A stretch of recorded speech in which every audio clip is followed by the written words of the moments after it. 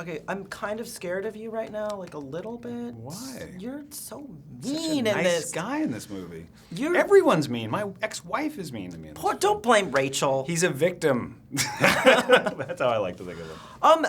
Obviously, there's a lot of twists and turns in this story. Mm. How would you describe them without actually describing them? That's a great. How would you describe something without actually describing it? There's, we have a very unreliable narrator in our story who has the ultimate, the sort of the tragic affliction of alcoholism. So there are huge chunks of time missing for her, which then are sort of peppered in later on as she gains clarity. So the twists are, it's not one of those, he's in the house or she's in the house, or it's not, no one's opening a pot to boiling bunnies. It's kind of a slower burn than that, in I think the best way, and it's set in this very sort of bizarre suburban, low-light environment. So the twists come just at the perfect moment, or a lot of perfect moments, as she's piecing this sort of thing together. But again, it's it is a thriller, and it does have several moments. So to even discuss them starts to take away from what people might. I mean, obviously, 1 million people have read the book, or sorry, 11 million people have read the book. So they'll be hip to what's going on. But we're hoping we can bring them more thrills. I hadn't read the book, so I had no idea what was going on. And I was like, yeah. Yeah. Stop drinking. I was like, well, but then I was like, I don't think I need a margarita after this. Yeah, I know, totally. It's not the most glamorous drinking movie.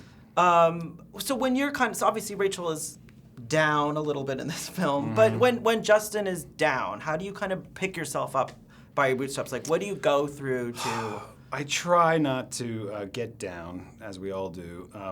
But when I'm down, I mean like depressed? Yeah, or like if you're in like a situation or like something's not going your way. I try and remind myself for all the extremely wonderful gifts I have in my life. It sounds a little corny, but gratitude, I think, is the way you get yourself out of that. And sometimes you have to remind yourself of all those things. If you have health, a roof, you can go to the dentist every now and again, go to the doctor, you're doing all right. So Your wife's really nice. She's sweet. I did an interview with her the other day at the premiere. I can't remember. Oh, the animated movie. Storks? Yeah, and she was very concerned about the heat level outside. Well, I think she was probably concerned for the children running around, because there was a lot of sweaty kids, I think, probably out there on that carpet.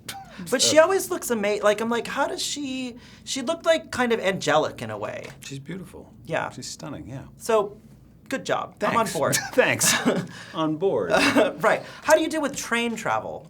I love train travel. I actually really love train travel. I used to do the East Coast corridor quite a bit, and I would get those sleeper cabins, and I loved it. Have you ever done it, like an actual sleeper cabin? They're just fantastic. You can kind of really unplug once you get used to the rocking, back and forth as you're trying to sleep. But it's really nice to sort of, get on a train and go the slow road. Do you ever wonder like what the other people on the train are doing? Kind of like how Rachel in the film was like staring at all these people. Like, yeah, I know. Where they come from. Yeah, I do. I mean, I do that mostly on the subway, where you sort of sit there and project different lives onto people all the time. Just like, oh, that person, they look like they're having such a tough day. Or, oh, look at that person's insane. And that person wet their pants if you're in New York City. They might need a margarita. Yeah, exactly. They're all drunk.